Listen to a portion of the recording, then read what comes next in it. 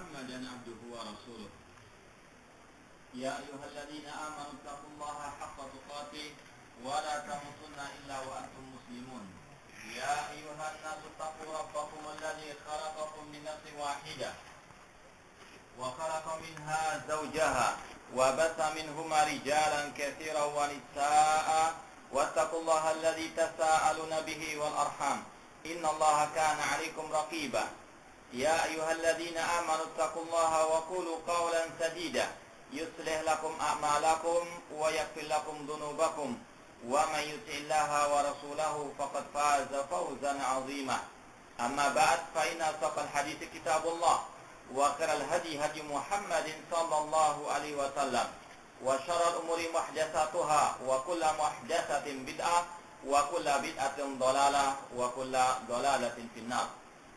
Ikhwani fillah wa akhwati rahimani wa rahimakumullah. Kita teruskan kembali kajian kitab Syarah Al-Aqidah Tahawiyah Al-Muyassar oleh Fadilatul Syekh Dr. Muhammad bin Abdurrahman Al-Khumayyiz hafizallahu taala. Sekarang kita masuk poin ke-70. Al-Imam At-Tahawi rahimahullah berkata, "Wala nunazzilu ahadan minhum jannatan wala nara." Tidak boleh bagi kita menvonis seseorang dari kaum muslimin masuk neraka ataupun masuk surga. Atau tidak boleh bagi kita untuk menghukumi seseorang dari kaum muslimin masuk surga ataupun masuk neraka. Wala nashhadu alaihim bikufrin wala bisyirkin wala binifaqin ma lam yadhhar minhum syai'un min dzalik. Dan tidak boleh kita menvonis mereka dengan kekafiran dan dengan kesyirikan dan dengan kemunafikan selama hal tersebut tidak nampak di dalam diri mereka. Wa nazara sarairahum ila Allah taala. Dan kita menyerahkan hati mereka kepada Allah Subhanahu wa taala.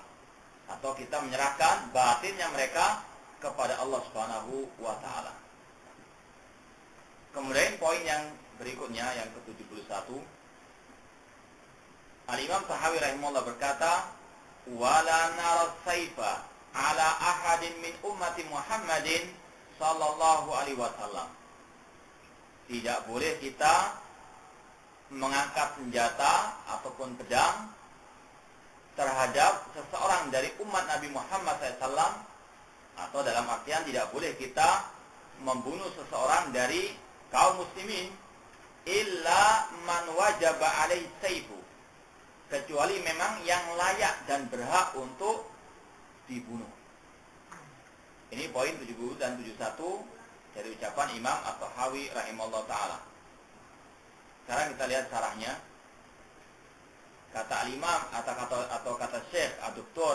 Abdurrahman bin Khumayyiz, Muhammad bin Abdurrahman Al-Khumayyiz hafizallahu ta'ala, poin yang ke-70, beliau mengatakan, "Wala yahkumuna li ahli al-qiblati bi jannatin wala narin ala sabil ta'yin wal qata'."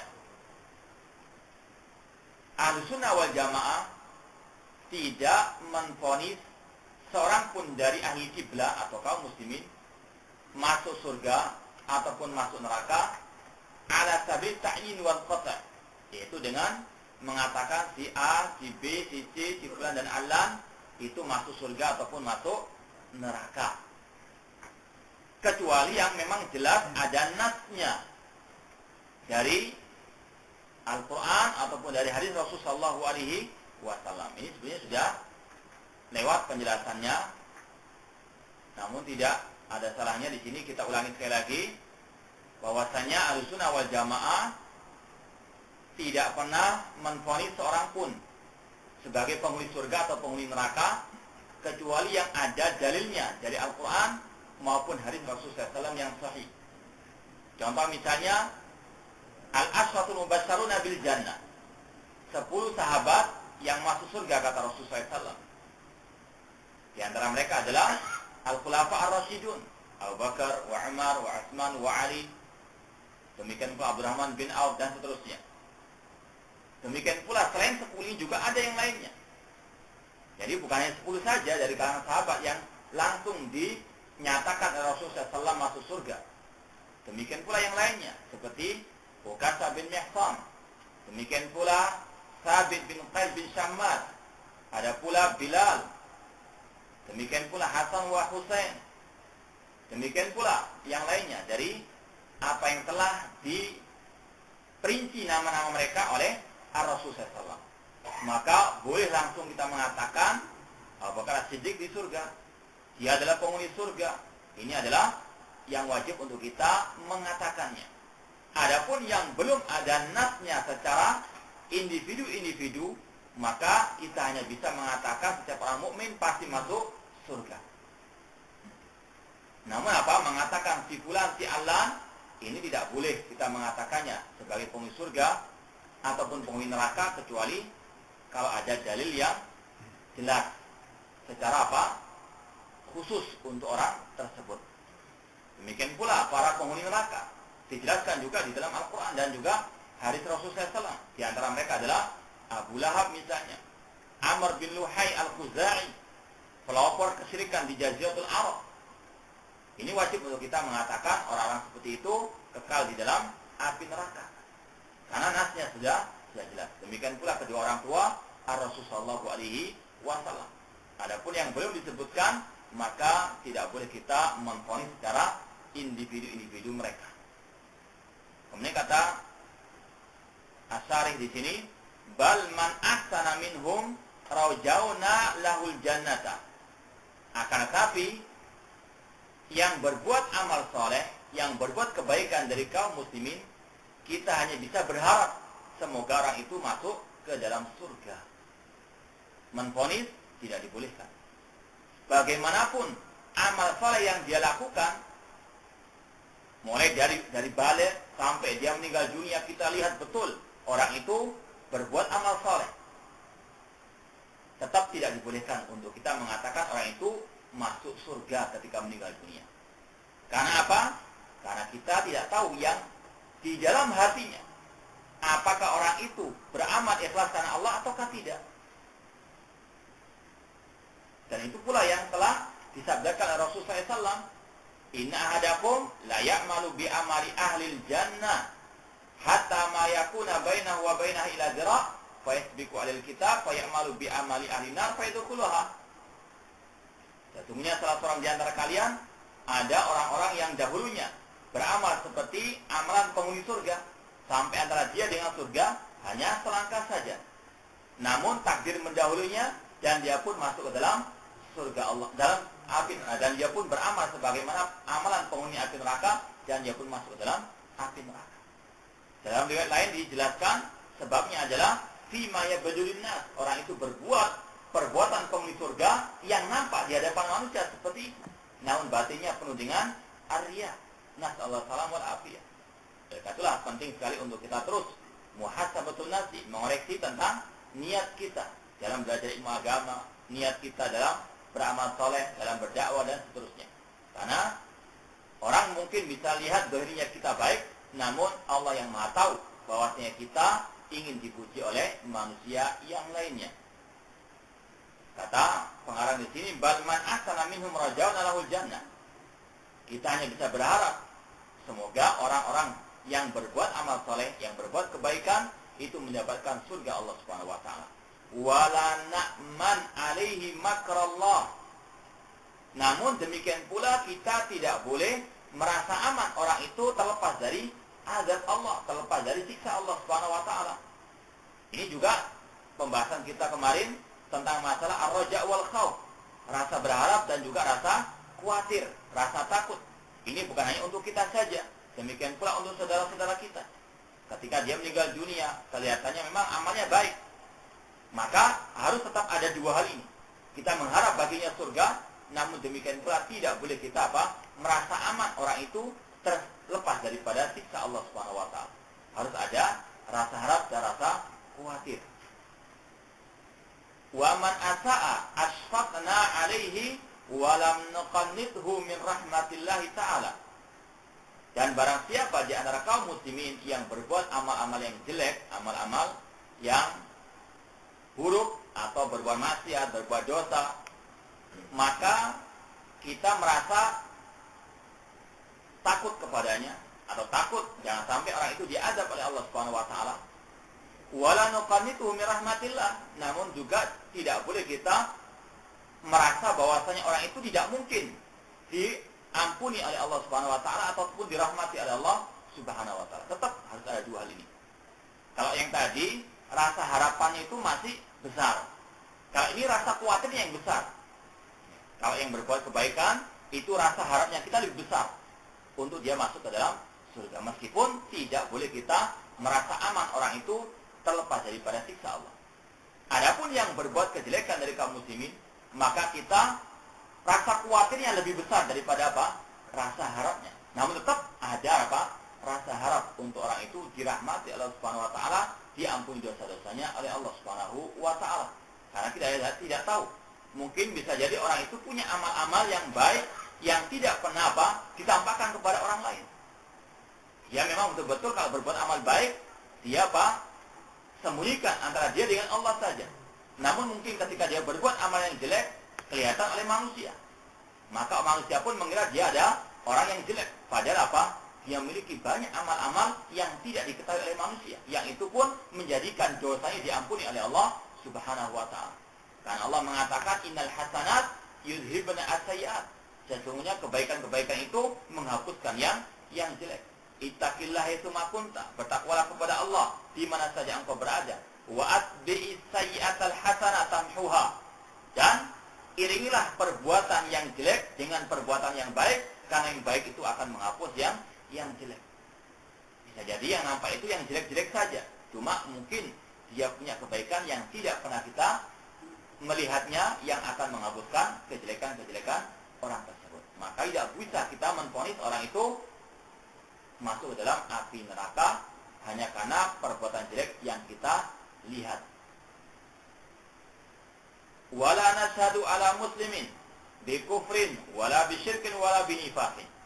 Kalau tadi berkaitan dengan masalah urusan akhirat. Sekarang bagaimana dengan urusan mereka di dunia ini? Kata pengarang di sini, tidak boleh kita menvonis seorang muslim dengan kekufuran, dengan kesyirikan ataupun dengan kemunafikan. Mimma yukhriju minal millatil Islam atau Islamiyah. Dari hal-hal atau perbuatan-perbuatan yang bisa mengeluarkannya dari al-Islam. Illa an yakuna qad dhahara minhum syai'un min dzalik. Kecuali kalau jelas-jelas nampak dari mereka sesuatu yang bisa menjadikan mereka dihukumi kafir ataupun musyrik ataupun murtad. Kalau tadi sekali lagi berkaitan dengan urusan akhirat, tidak boleh kita menvonis orang ini masuk surga, tidak boleh kita menvonis orang itu masuk neraka, kecuali kalau ada dalil yang khusus tentangnya. Adapun masalah menghukumi orang di dunia, ini khususnya orang muslim di dunia, demikian pula tidak boleh sembarangan.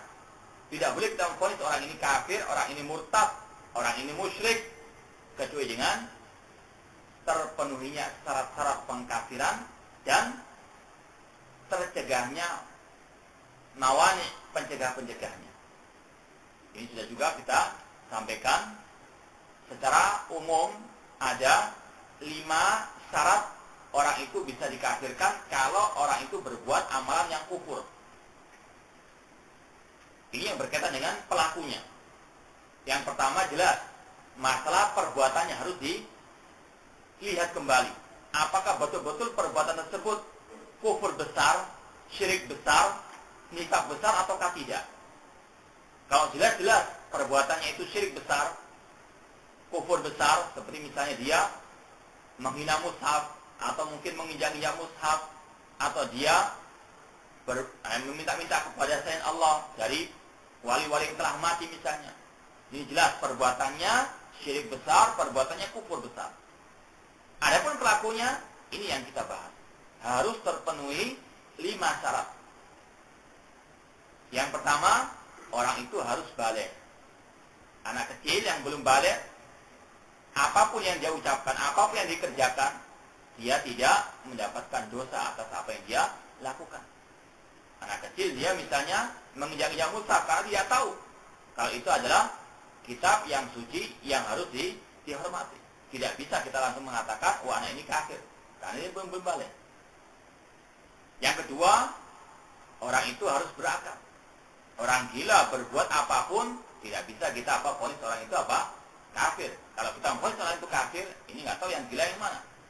Ya, harus orang itu berakal, karena rufi'atil aklam, diangkat pena itu dari 3 golongan manusia, yaitu diantaranya al-majnun hatta yafiq, dari orang yang gila sampai dia sadar.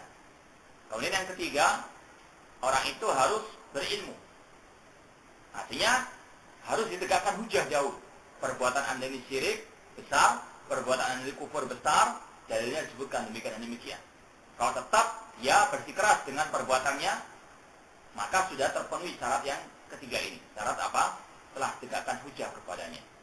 Kemudian yang keempat, di antara syarat pengkafiran, orang itu melakukan perbuatan tersebut atau mengucapkan ucapan tersebut itu dengan keriduan hatinya. Artinya dengan sukarela, bukan dengan paksaan.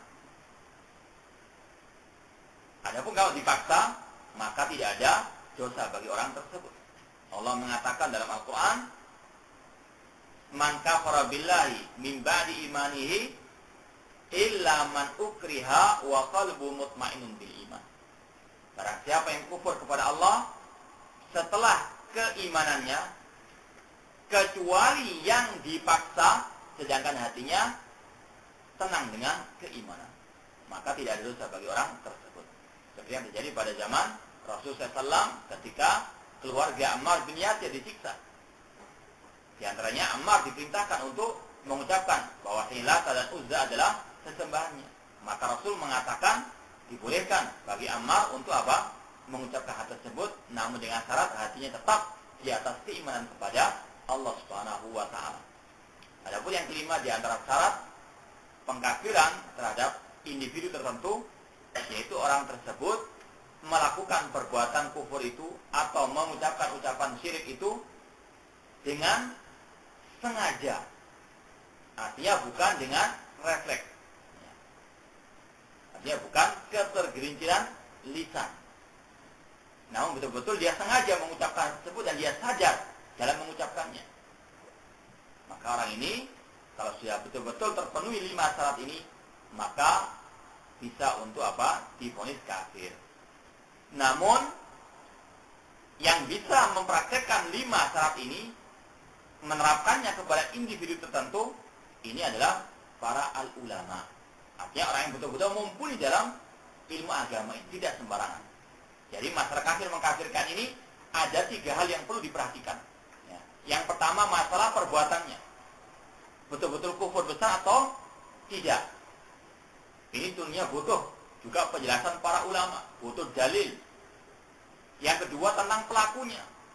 Ini harus diterapkan 5 syarat tersebut, apakah terpenuhi ataukah tidak. Yang ketiga berkaitan dengan siapa yang menghukumi. Jadi 3 hal ini harus diperhatikan dalam masalah menvonis orang itu kafir keluar dari al-Islam. Masalah perbuatannya, masalah pelakunya, dan siapa yang menvonis orang itu kafir ataupun murtad. Karena memang masalahnya tidak sepele. Kalau kita menvonis saudara kita itu kafir, maka banyak hal-hal yang di belakangnya. Yang pertama, kalau dia mati tidak boleh kita mensolatinya, tidak boleh kita memakamkannya di kuburan kaum muslimin. Kemudian juga ahli warisnya tidak boleh mewarisi hartanya, dan dia juga tidak boleh mewarisi kalau ada yang meninggal dunia dari ayahnya atau dari ibunya. Kemudian juga tidak boleh kita mengucapkan salam kepada orang tersebut. Dan juga hukumannya di dunia, kalau ada penguasa kaum muslimin yang menerapkan hukum Islam, harus dibunuh. Karena divonis murtad. Man baddala dinahu faqtuluh. Barang siapa yang merubah agamanya, maka bunuhlah dia. Jadi tidak sembarangan menvonis orang ini kafir, musyrik, keluar dari al-Islam ataupun murtad, kecuali dengan terpenuhi syarat-syaratnya tadi dan tercegahnya atau dihilangkannya pencegah-pencegahnya. Wa yadharuna sara'ila ilallah ta'ala. Adapun masalah urusan batin kita serahkan kepada Allah Subhanahu wa taala. Misalnya ada seseorang yang dia kelihatannya memiliki sifat-sifat orang-orang munafik pada zaman Rasulullah SAW.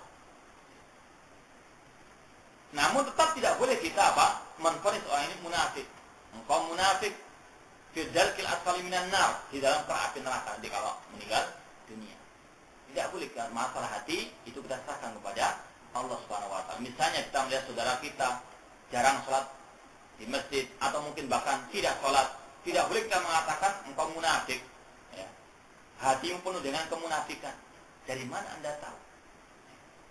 Sebagaimana dalam kisah sahabat dahulu, yaitu Usama bin Zaid radhiyallahu taala anhuma.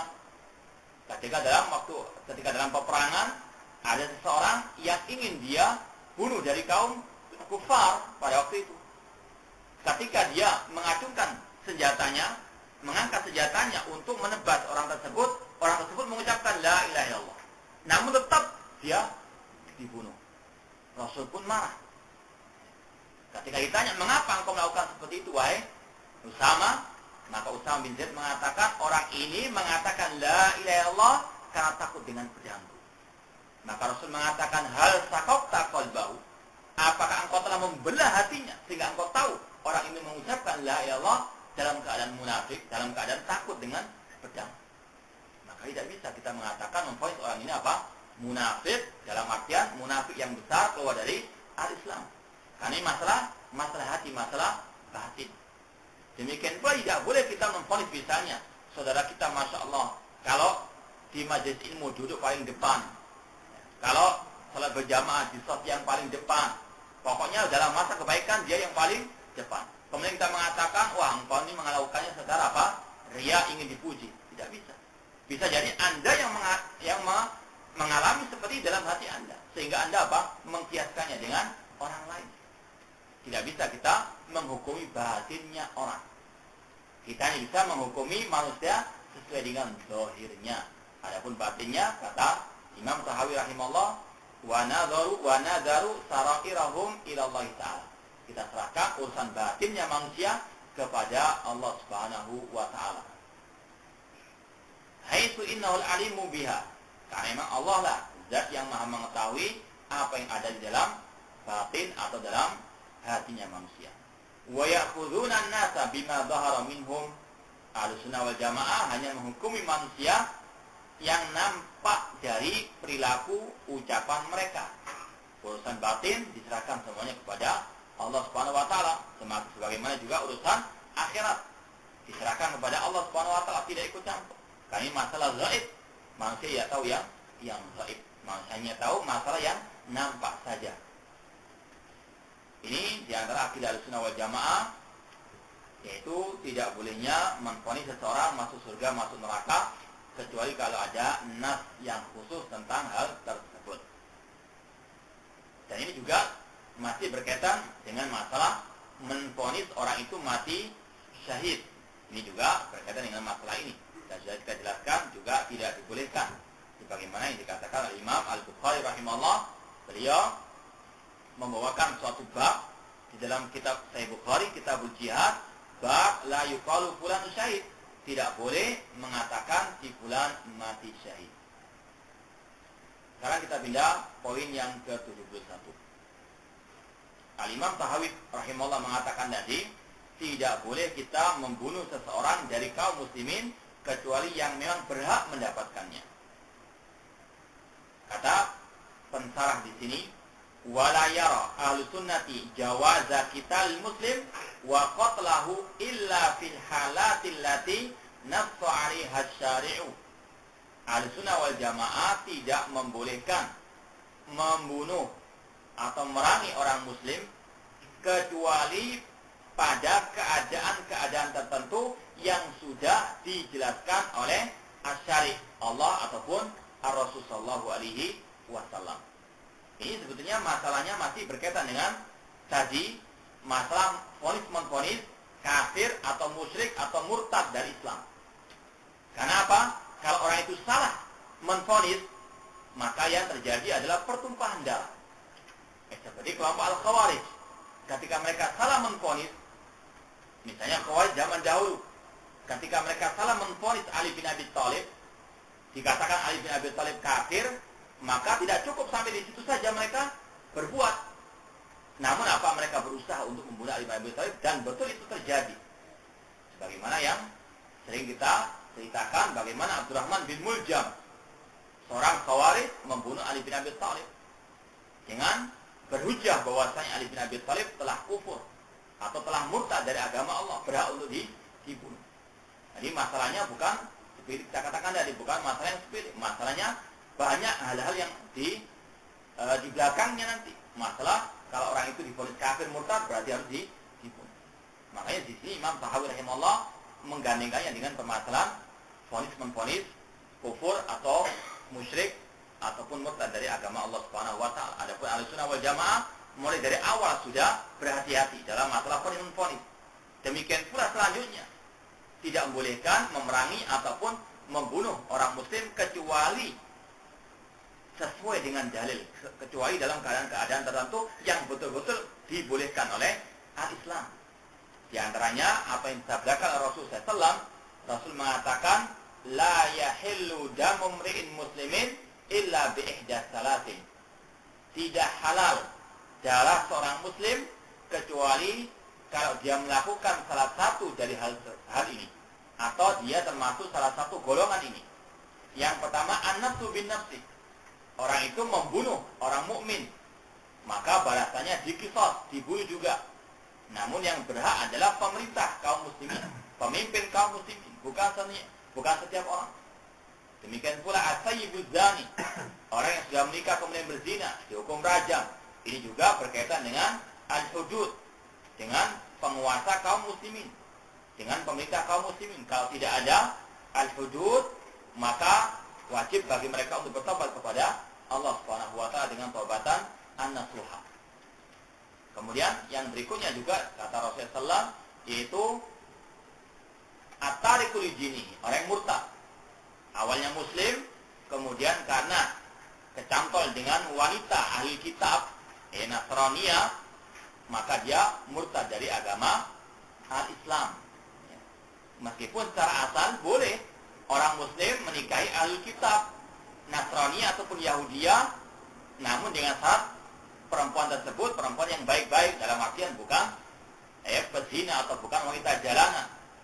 Dibolehkan dalam al-Islam. Cuma kalau memang tidak kuat agamanya, ataupun mungkin wanita tersebut termasuk misalnya misionaris, termasuk orang-orang yang diseru untuk menyeret pemuda kaum muslimin masuk ke dalam agama Nasara, maka harus berhati-hati. Secara asal hukumnya boleh. Cuma Rasul mengatakan fasfar bidaidin tadi bagiannya. Carilah yang agamanya baik, engkau akan sukses, engkau akan bahagia. Cuma secara asal hukumnya dibolehkan.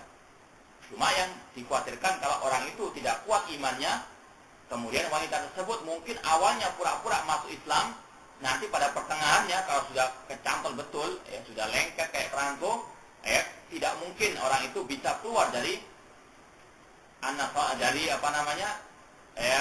rumah tangganya kecuali dengan melepaskan agamanya. Mungkin ini yang sangat berbahaya. Artinya seseorang harus tahu dirinya. Jangan coba-coba untuk melakukan hal tersebut kalau tidak kuat agamanya. Meskipun sekali lagi asal hukumnya menurut pendapat yang rajih boleh seorang muslim menikahi Nasrani ataupun Yahudi. Adapun sebaliknya tidak dibolehkan. Perempuan muslimah menikahi laki dari non muslim. Kecuali sekali lagi kalau betul-betul sudah masuk ke dalam Islam. Jadi itu 3 golongan manusia yang dibolehkan untuk dibunuh. Namun sekali lagi yang membunuh adalah pemerintah kaum muslimin. Orang yang membunuh orang mukmin berhak untuk diqisas, dibunuh. Laki ataupun perempuan yang berzina dan dia sudah menikah dirajam. Ini juga yang melakukannya pemerintah kaum muslimin.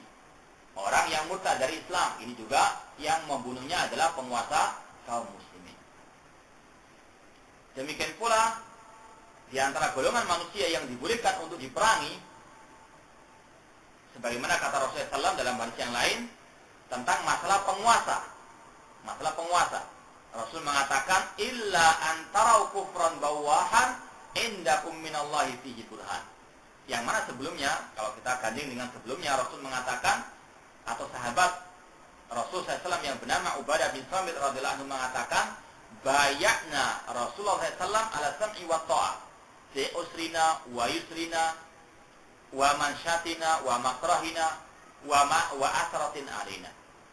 Kami, kata Ubadah bin Samit, membaiat Rasul SAW untuk tetap mendengar dan taat kepada pemimpin kaum muslimin, dan untuk kami mengikuti pemerintah kaum muslimin dalam hal yang kita cintai atau yang kita benci, yang kita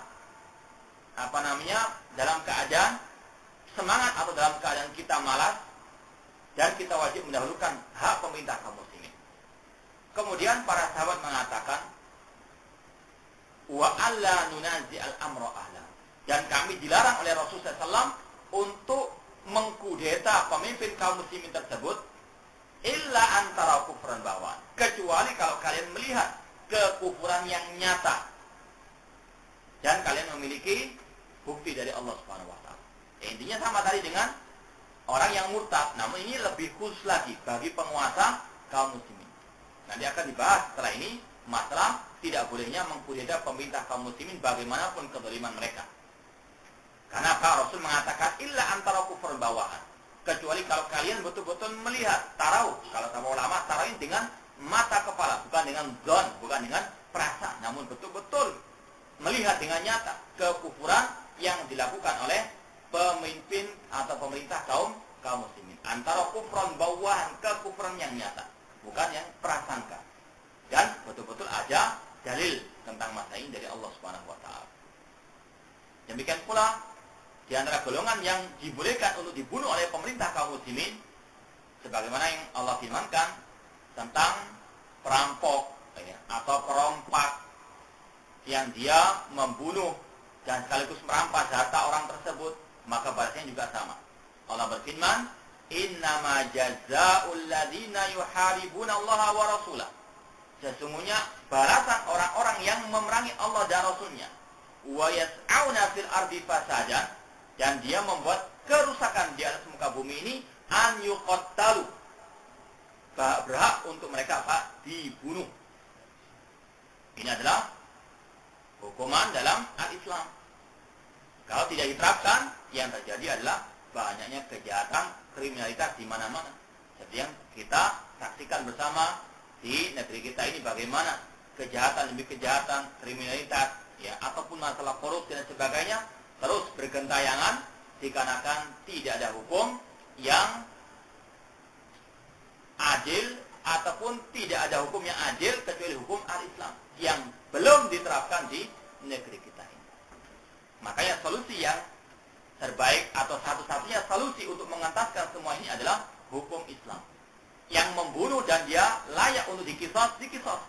Bukan di penjara kemudian tahun 2 tahun dapat remisi kemudian dikeluarkan, membunuh lagi, dapat remisi lagi, bunuh lagi, di penjara lagi terus. Makanya Allah mengatakan wa fil qisasi hayatun liulil albab. Sesungguhnya dalam kisos itu adalah kehidupan bagi orang-orang yang berakal. Artinya kalau orang itu dikisos meninggal dunia, yang lain mau membunuh, berpikir 1000 kali. Nanti juga akan dibunuh. Maka ini yang bisa mencegah banyaknya kriminalitas ataupun kejahatan di negeri kita ini. Oleh karena itulah kalau kita bandingkan antara negeri kita dengan Saudi Arabia, meskipun kita tidak menafikan banyaknya kemaksiatan di sana ataupun adanya kejahatan, cuma sangat jauh dibandingkan dengan negeri kita ini. Bagaimana setiap hari kita mendengarkan berita-berita yang membosankan, yang mengerikan dan yang menyedihkan sebetulnya. Wa hakadha minal halati allati yahillu fiha damul muslim. Demikian pula keadaan-keadaan yang di situ dibolehkan untuk seseorang dibunuh. Amma ghairi dzalik fala yajuzu qitaluhu wa qatluhu bihalin. Adapun yang tidak ada nasab seperti ini, maka tidak boleh untuk orang itu diperangi ataupun dibunuh. Jadi misalnya pencuri, tidak layak untuk dia dibunuh sampai dikeroyok massa dan sebagainya, kemudian sampai dibakar, dibunuh. Ini tidak termasuk hukum Islam. Ditempatkan hukum Islam itu pada tempatnya. Yang berhak untuk dibunuh, yang tidak berhak tidak dibolehkan untuk dibunuh. Pencuri hukumnya dalam Islam wasariqu wasariqatu faqta'u aydiyahuma. Yang mencuri laki ataupun perempuan, maka potonglah kedua tangannya. Tidak dengan dipotong lehernya. Ini menunjukkan sekali lagi bagaimana hukum Islam yang sangat adil. Dan tidak ada solusi bagi problematika negeri kita ini kecuali dengan kembali kepada hukum Islam dan meninggalkan yang namanya HAM dan seterusnya. Karena memang Islam itu lebih daripada HAM, ya. Karena memang yang membuat adalah Allah Subhanahu wa taala, yang menurunkan adalah Allah Subhanahu wa taala. Adapun HAM yang menurunkan adalah orang-orang kufar. Sebetulnya mereka hanya sekedar untuk menyingkirkan hukum Islam. Yang mereka angkat adalah mereka-mereka yang sesuai dengan akidah mereka, yang menuruti kemauan orang-orang barat. Al-Khulathah, kesimpulan dari apa yang kita sampaikan pertemuan yang lalu dan juga yang sekarang. Yang pertama, ahlul kabair tahta masyiatillah. Para pelaku dosa besar itu di akhirat tergantung dengan kehendak Allah. Insya'a fa'anhum wa insya'a aqabahum. Jika Allah menghendaki, Allah akan ampuni dia, dan jika tidak, Allah akan menyiksanya, meskipun terakhirnya tetap masuk ke dalam surga Allah Subhanahu wa taala. Wala yumkinu an yatasawa ahlut tasdiqi wat takdzib. Tidak akan mungkin sama antara orang-orang beriman yang membenarkan ajaran Nabi Muhammad SAW dengan orang-orang yang mendustakan ajaran Nabi Muhammad SAW. Artinya tidak sama orang muslim dengan orang kafir di akhirat. Meskipun orang muslim tersebut berbuat dosa besar, dia masuk neraka, tidak sama dengan orang kafir yang kekal selama-lamanya di dalam api neraka. Wa nahnu nusalli khalfal muslimi barran aw fajiran. Kita dibolehkan salat di belakang seorang muslim, entah dia pemimpin kaum muslimin atau entah dia imam di masjid misalnya, dia bolehkan salat di belakang mereka, meskipun orang itu bukan ahlu sunnah, meskipun orang itu bukan orang-orang yang saleh. Mungkin dia misalnya ada imam masjid di tempat kita yang dia rentenir misalnya, tetap sah salat di belakangnya. Jangankan yang rentenir, ahli bid'ah pun dibolehkan kita salat di belakangnya, selama kita belum bisa menvonis orang itu kafir murtad dari Islam, tetap salat di belakangnya sah. Selama syarat-syaratnya terpenuhi, rukun-rukunnya terpenuhi. Wala nashhadu lahu bi jannatin aw narin qat'an. Tidak boleh kita menvonis seseorang masuk surga ataupun masuk neraka, kecuali kalau ada nas yang khusus tentang hal itu. Wala narfa'u sayfa ala muslimin illa bihaqqihi. Dan tidak boleh bagi kita membunuh seorang muslim kecuali kalau memang dia berhak mendapatkan hal tersebut, seperti yang sudah dijelaskan dalam ayat ataupun hadis Rasulullah sallallahu alaihi wasallam. Ya, sebelum kita lanjutkan, ada yang tanyakan, tafadhol.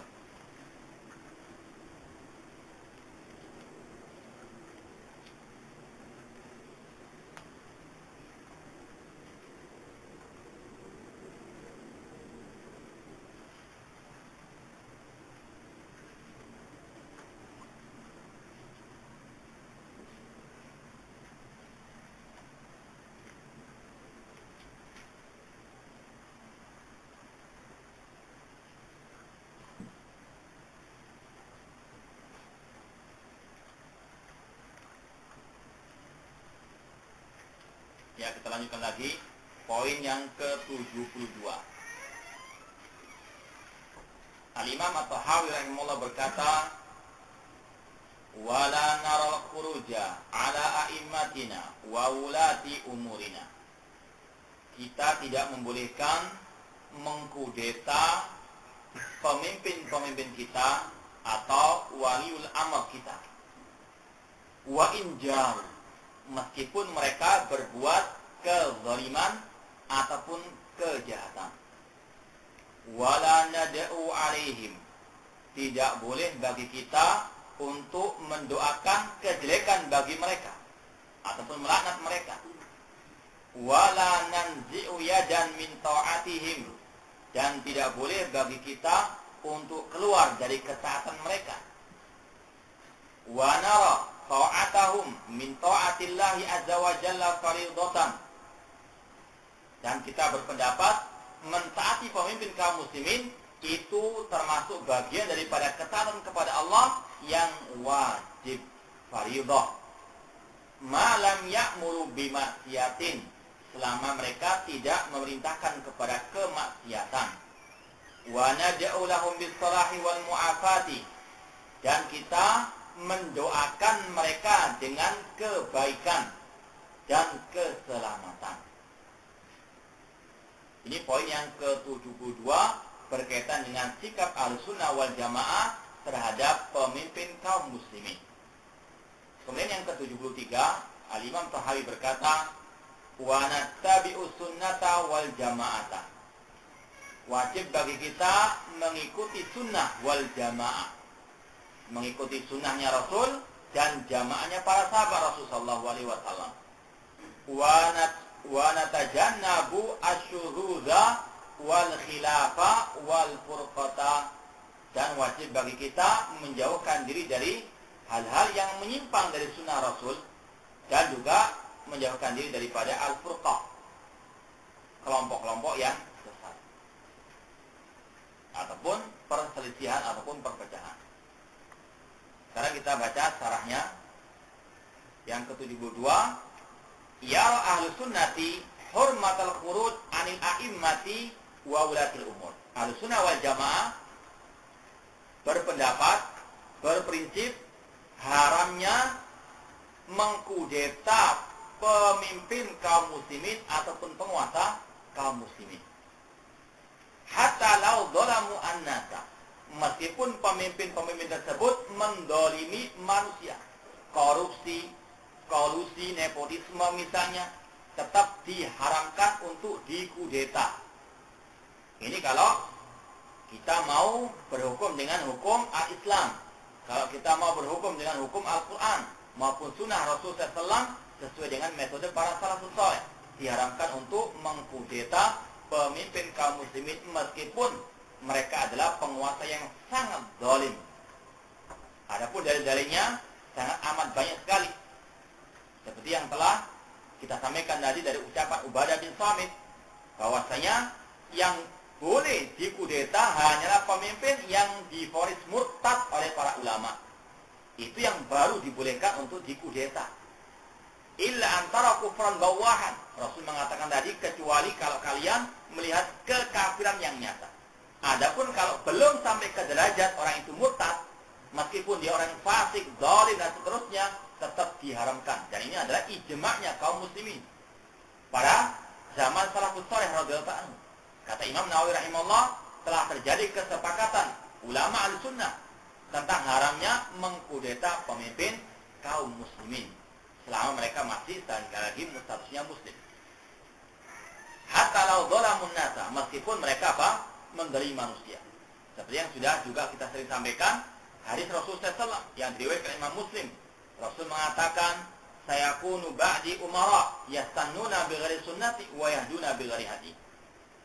Akan muncul setelahku nanti pemimpin-pemimpin yang tidak memegang sunnahku, yang tidak berpegang dengan petunjukku.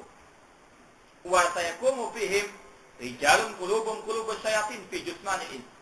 Dan ada di antara mereka pemimpin-pemimpin yang berhati setan di dalam jasad manusia. Pemimpin yang sangat zalim, sampai digambarkan oleh Rasulullah dengan gambaran yang sangat menyeramkan. Pemimpin yang berhati setan di dalam jasad manusia. Jasadnya manusia namun hatinya jahat.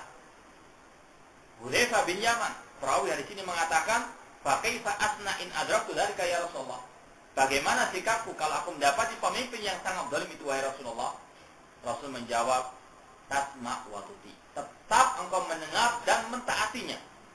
Rasul tidak mengatakan, "Perangilah, kudetalah, demonstrasilah," tidak. Namun kata Rasulullah, tetap engkau mendengar dan taat kepada orang tersebut. Wa in daraba dhahrak wa aqada malak. Meskipun pemimpin tersebut merampas hartamu, memukul punggungmu, isma' wasi. Tetap engkau mendengar dan tetap engkau mentaatinya. Memang kelihatannya pahit, namun namanya obat, meskipun pahit, itu adalah suatu hal yang sangat bermanfaat bagi kaum muslimin. Memang apa? Huffatil jannatu bil makarih. Surga itu dikelilingi dengan hal yang tidak menyenangkan. Karena apa? Melawan syahwat. Kita apa? Inginnya perang, inginnya apa? Mengkudeta. Namun Islam, Rasul SAW mengatakan tidak dibolehkan selama belum orang itu divonis oleh para ulama murtad dari agama Allah Subhanahu wa taala. wa hatta idza dhara minhum fusuqun fi anfusihim.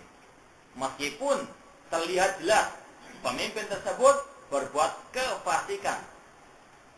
Wa dzalika. Kenapa tidak dibolehkan mengkudeta pemimpin yang zalim tersebut? Di antara alasannya, wa dzalika lima lil khuruji min atharin sayyi'atin, karena memang dalam kudeta, dalam pemberontakan, dalam reformasi dalam artian reformasi fisik dan seterusnya, ini banyak dampak yang negatif, banyak kemadaratannya dibandingkan dengan kemaslahatannya. Kita tidak menafikan adanya kemaslahatannya, kebaikannya. Cuma jika dibandingkan dengan kemadaratannya lebih banyak. Bisa kita saksikan bersama pada akhir-akhir kemarin. Di sebagian dari kaum muslimin terjadi demonstrasi besar-besaran ataupun bisa dikatakan kudeta. Digulingkannya beberapa penguasa kaum muslimin yang statusnya masih muslim. Apa yang terjadi? Banyak yang tewas, banyak yang meninggal dunia sia-sia dalam demonstrasi. Kemudian apa selanjutnya? Apakah lebih baik daripada sebelumnya? Tentu sekali lagi kalau orang itu mengikuti Al-Quran dan Sunnah Rasulullah SAW akan tahu akibatnya pasti akan jelek. Karena apa? Menyelisih Sunnah Rasulullah SAW. Cepat atau lambat pasti akan lebih jelek daripada sebelumnya. Faliyah dari ladina yukhalifuna an amrihi an tusibahum fitnatun aw yusibahum adzabun alim. Maka berhati-hatilah orang-orang yang menyelisih sunnahnya Rasulullah SAW untuk diterima suatu fitnah ataupun azab yang pedih. Mungkin sekarang kita lihat bagaimana rakyat Libya mungkin berpesta merayakan kematian presidennya yang mereka kudeta. Mereka tidak berpikir bagaimana kerusakan yang ditinggalkan dari kudeta tersebut. Berapa banyak nyawa yang melayang. Kemudian siapa yang untung? Orang kafir. Karena mereka idananya orang kafir. Yang untung apa? Orang kufar. Namun inilah di antara kejadian kaum muslimin, mereka tidak sadar telah dipermainkan oleh orang-orang al-kufar. Maka sekali lagi dalam menyelisih sunnah Rasulullah SAW pasti banyak kemadaratannya. Meskipun mungkin sepintas ada kebaikannya, cuma kemadaratannya lebih banyak. Makanya Islam mengharamkannya. Sebagaimana dalam khamr ada apa? Manfaatnya. Seperti yang Allah firmankan bahwasanya ada manfaat dalam khamr tersebut. Walakin ismuhuma akbaru min naf'ihima. Akan tapi dosanya, kemadaratannya lebih banyak daripada kemanfaatannya atau kemaslahatannya. Makanya diharamkan. Inilah Islam. Mempertimbangkan masalah kemaslahatan dan kemadaratan. Wa dzalika limal khurut min atharin sayyi'atin. Dikarenakan memberontak itu banyak dampak negatifnya. Seperti kairafatid dima, menumpahkan darah. Seperti yang kita saksikan. Reformasi di negeri kita misalnya yang dahulu diadakan. Di antaranya apa? Banyak korban yang tewas sia-sia. Kemudian apakah setelah reformasi? Apakah telah hilang KKN? Buktinya apa? Tidak hilang sama sekali. Muncul gayus, muncul ini dan seterusnya. Banyak lebih parah dibandingkan sebelumnya. Kejahatan, kriminalitas dan seterusnya. Ini di antara apa? Asalnya pengaruh atau dampak negatif reformasi negeri kita. Dan mereka-mereka yang digelar sebagai bapak reformasi yang paling bertanggung jawab dalam masalah ini di dunia maupun di akhirat. Kemudian wanasil fawdah. Demikian pula kalau ada pemberontakan pasti akan terjadi kekacauan. Wa dzalika madamal umara baqina fi hadiratil Islam wa lam yubaddilu dinallah wa lam yadhhar minhum kufru wa lam yaj'una alaihim wa la yasunahum wa yaruna ta'atahum wajibatan madamu ya'muna bi ma'rufin. Selama pemimpin tersebut masih dalam kategori muslim dan tidak merubah agama Allah, dalam artian tidak murtad dari agama Allah, tidak nampak kekufuran yang nyata dari mereka, dan mereka tidak wala yad'una alaihim. Ini yang tadi berkaitan dengan masalah kenapa tidak dibolehkan memberontak kepada pemimpin kaum muslimin, karena kemadaratannya lebih banyak daripada kemaslahatannya. Sekali lagi, selama pemimpin itu masih dihukumi muslim oleh para ulama, maka diharamkan untuk mengkudetanya. Kemudian di antara sikap Ahlussunnah wal Jamaah juga adalah wala yad'una alaihim. Tidak boleh mendoakan kejelekan bagi pemimpin kaum muslimin tersebut. Rasul SAW mengatakan khiyaru a'immatikum alladzina tusalluna alaihim wa yusalluna alaikum. Pemimpin-pemimpin kalian yang baik adalah yang kalian mendoakan kebaikan bagi mereka dan mereka mendoakan kebaikan bagi kalian. Di sini ada isyarat tentang disyariatkannya kita mendoakan pemimpin kita dengan kebaikan selama dia muslim. Kita mendoakan semoga pemimpin kita mendapatkan hidayah untuk berhukum dengan hukum Islam. Semoga Allah memberikan hidayah untuk dia sabar di atas al-Islam wa sunnahnya Rasulullah SAW. Ini yang disyariatkan. Bahkan kata sebagian para ulama, ini merupakan salah satu ciri Ahlussunnah wal Jamaah yang membedakannya dengan ahli bid'ah. Seperti yang dikatakan oleh Imam Al-Barbahari rahimahullah ta'ala, beliau mengatakan dalam kitabnya Syarh Sunnah, idza ra'aita rajulan yad'u ala sultan fa'lam annahu sahibu hawa. Apabila Anda melihat seseorang mendoakan pemimpinnya dengan kejelekan, ketahuilah dia adalah pengekor hawa nafsu. Idza ra'aita rajulan yad'u ala sultan fa'lam annahu sahibu hawa. Namun sebaliknya, wa idza ra'aita rajulan yad'u lis sultan fa'lam annahu sahibu sunnah.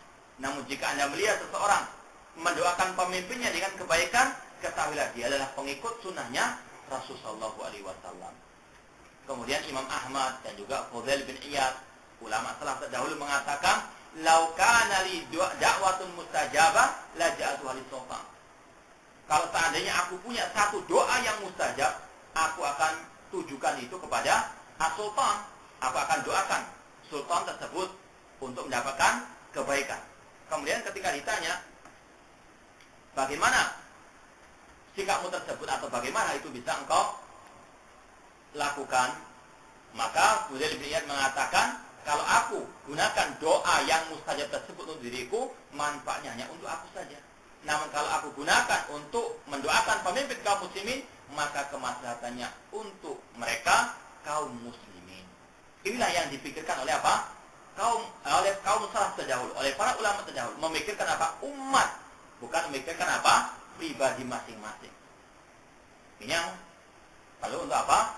Dicontoh oleh kaum muslimin, karena lan yusliha akhir hadil ummah illa ma'aslaha awwalaha. Tidak akan memperbaiki akhir umat ini kecuali memperbaiki awal umat ini, yaitu para salafus saleh radhiyallahu taala anhum. Kemudian wala yasunahum, tidak boleh untuk memaksiati pemimpin kaum muslimin. Dan Ahlussunnah wal Jamaah berpendapat mentaati pemimpin itu hukumnya wajib. Karena apa? Perintah dari Allah. Ya ayyuhalladzina amanu atiullaha wa atiur rasul wa ulil amri minkum. Wahai orang yang beriman, taatilah Allah dan taatilah Rasul dan pemimpin di antara kalian. Tentunya ketaatan yang tidak menentang perintah Allah dan Rasulnya sallallahu alaihi wasallam. Madamu ya'muruna bima'ruf, selama mereka memerintahkan kepada yang ma'ruf, wajib untuk kita taati. Adapun kalau merintah yang maksiat, maka perintah tersebut tidak boleh kita mentaatinya. Amma idza amaru bimaksiatin fala yusma' lahum wa la yuta'. Adapun kalau mereka memerintahkan kepada maksiat, maka tidak boleh didengarkan dan tidak boleh untuk ditaati. Harus ada pengingkaran dalam hati ini.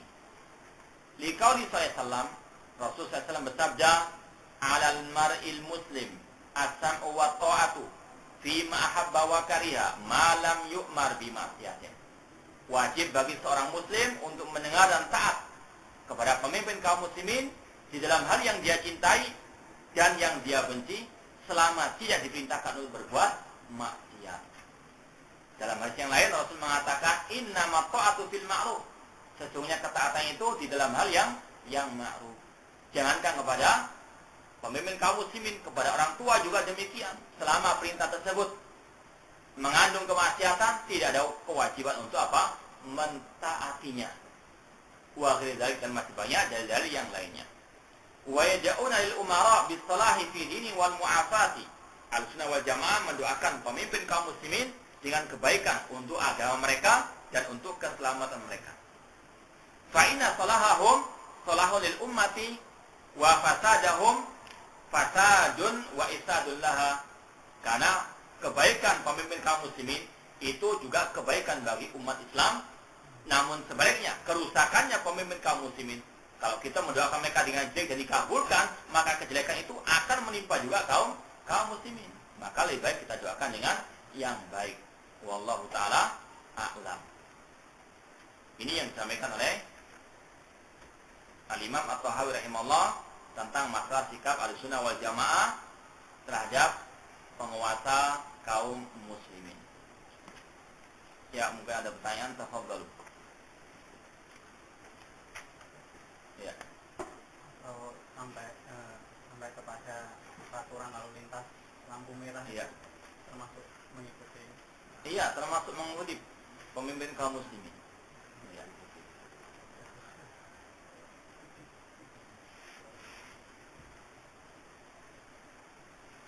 Apabila suatu saat nanti pemimpin kita adalah seorang yang kafir, bagaimana kaitannya dengan surat An-Nisa 59?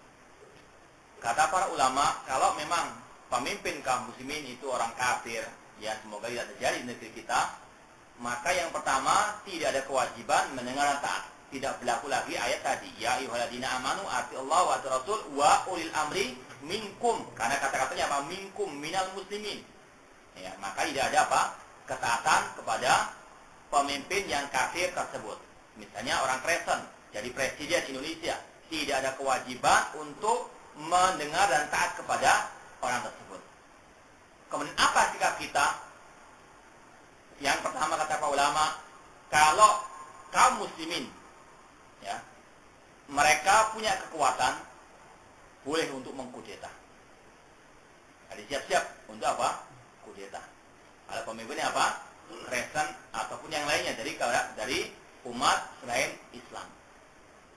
Namun dengan syarat kaum muslimin punya apa? Kekuatan. Tentunya yang pertama kekuatan iman dan kekuatan fisik. Ya. Kemudian yang kedua, para ulama, terutama di negeri kita, itu harus apa? Memikirkan kemaslahatan dan kerusakannya. Kemaslahatan dan kerusakannya. Apakah dengan adanya kudeta itu kaum muslimin akan memenangi atau akan bisa mengambil alih kekuasaan tersebut ataukah tidak?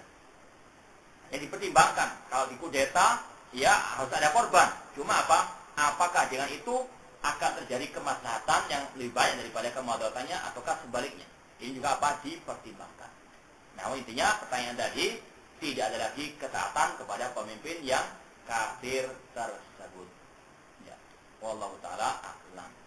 Semoga tidak terjadi. Semoga tidak terjadi. Sehingga kita nggak susah-susah apa? Mengkudeta. Ya. Bukan presiden, Ustaz. Kenapa? Bukan presiden. Saya dari kota Wajib. Nasor. Atau perlu juga dikudeta, Ustaz. Iya, secara asal namanya yang kita bahas ini adalah pemimpin yang paling tertinggi di suatu negeri. Namun juga demikian pemimpin yang lebih rendah di bawah itu tetap kita ada, kalau apalagi misalnya kita seperti yang sering ditanyakan entah lihat SMS atau dalam pengajian, bagaimana Ustaz kalau pemimpin direktur perusahaan saya orang kafir, ya, apakah boleh untuk mentaatinya? Ya kalau nggak ditaati ya dikeluarkan. Kalau mau resiko itu terserah. Secara asal memang pemimpin apapun tidak boleh itu orang kafir. Selama kita masih muslim tidak boleh dipimpin orang kafir. Tetap tidak ada ketaatan dalam hal yang ma'ruf ataupun yang maksiat. Namun seperti tadi, kalau dalam urusan masalah perusahaan, kalau memang perusahaan banyak orang yang pimpin orang kafir, kalau kita mau mengkudeta ya silahkan, resikonya nggak punya pekerjaan, itu aja. Ya kalau mau jangan cari perusahaan yang dimiliki orang kafir. Nah, kenapa?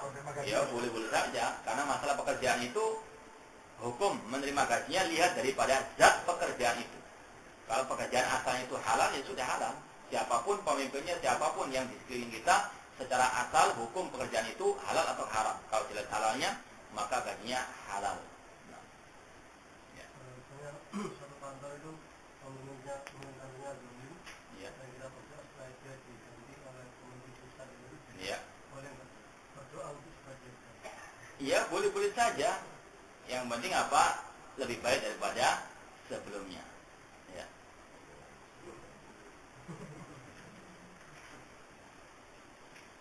Ya, ada lagi pertanyaannya?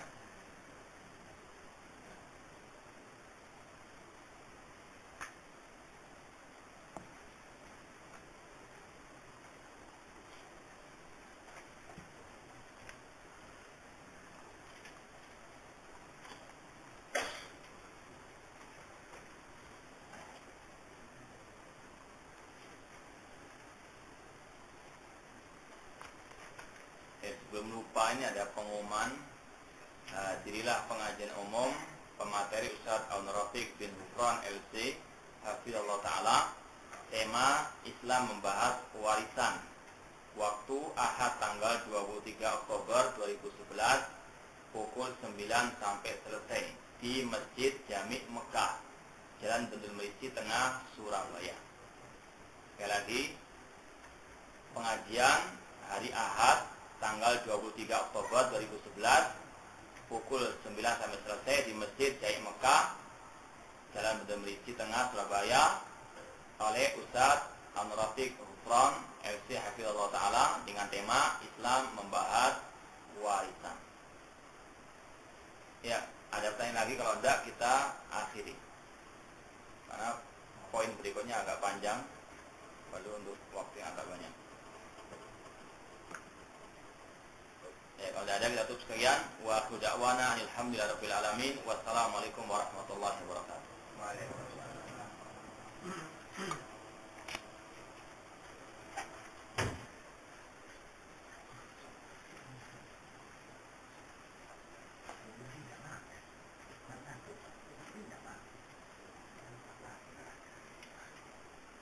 Marhaban.